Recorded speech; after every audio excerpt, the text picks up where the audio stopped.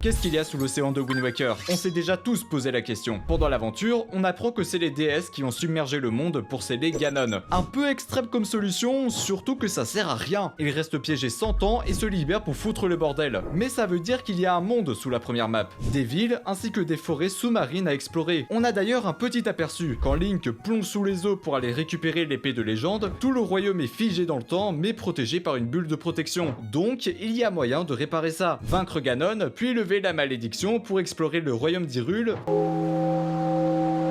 Ah bah non en fait. Le roi décide de tout couler pour de bon. C'est frustrant, on ne saura jamais ce que la map renfermait. Mais ça, c'était sans compter sur les fans. Un youtubeur s'est donné pour mission de recréer toute la map d'origine. Il retire l'océan, remet les montagnes et les grottes une par une, ajoute des temples et recrée même le lac Hylia. Un boulot énorme qu'il a commencé il y a 2 ans. Aujourd'hui, il estime qu'il a fait 55% du travail. Donc il va falloir attendre encore un peu pour savoir